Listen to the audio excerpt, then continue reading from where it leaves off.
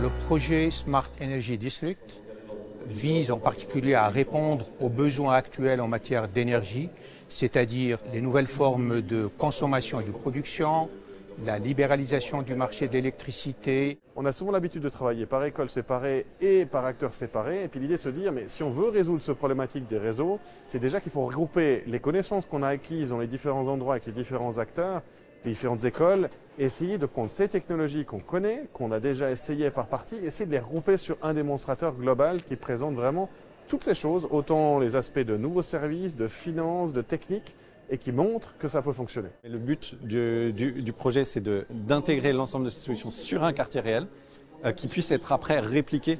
Donc il doit être représentatif en fait, de la situation qu'on aura dans le contexte suisse à l'horizon 2030, 2040, 2050. Mais l'objectif, c'est de pouvoir répliquer après ces solutions dans d'autres quartiers. Pour le client, c'est toujours l'important, c'est les coûts d'énergie. C'est les coûts qu'il paye pour l'électricité qu'il consomme à la maison. Et nous, on sait que pour arriver à répondre à toutes les exigences de la transition énergétique, on va dépenser beaucoup d'argent pour mettre le réseau à propre pour ça. Et si on a des solutions qui peuvent nous aider à diminuer ces coûts et trouver des solutions techniques intéressantes, c'est un gain pas seulement pour nous, les distributeurs, mais aussi pour les clients. Toutes les questions qu'on se pose, de où va aller notre réseau électrique, comment y arriver, quelles données avons-nous besoin, ça permet de répondre à cette question en fait, de manière globale et aussi avec plein de partenaires du terrain, d'autres gestionnaires de réseau et puis aussi des partenaires académiques. Je pense que les partenaires académiques ont vraiment un enjeu de lien et de compétences et de connaissances. Mais les partenaires de terrain, eux, ont les technologies, ont les personnes et ont l'expérience aussi. Pour discuter avec les clients, pour discuter avec les installateurs, les techniciens qui sont nécessaires pour une telle réalisation. De pompe à chaleur qu'on pourra contrôler, Pour la partie de développement des solutions de digitalisation, premier enjeu important, c'est d'avoir accès aux données. Les données ils viennent de différentes sources. Il s'agit des données privées, les données des gestionnaires de réseaux de distribution. Et le deuxième enjeu, c'est d'être capable de les fédérer et le rendre utilisable pour les différents algorithmes de contrôle et optimisation énergétique. Et puis après, toutes ces données vont être, on va dire, analysées, computées, passées dans des algorithmes pour en fait nous donner après des modèles de développement de réseau.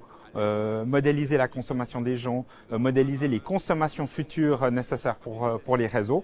Et puis justement, on va dire, toutes ces collaborations, ces interactions, ces agrégations de données devraient nous donner en fait un outil de calcul et de dimensionnement de notre réseau. C'est-à-dire qu'en fonction des modes de vie des gens, en planifiant une année, en mettant, on va dire par exemple une puissance, on devrait pouvoir nous donner le modèle de consommation à futur de ce quartier, de cette zone ou de ce bâtiment, ce qui nous permettrait en fait de planifier notre réseau. Alors au niveau des solutions, on a déjà des solutions qui traitent de l'information, d'obtenir la donnée pour pouvoir comprendre ce qui se passe à ces niveaux de tension et ce qu'on appelle behind the meters, c'est-à-dire dans les bâtiments.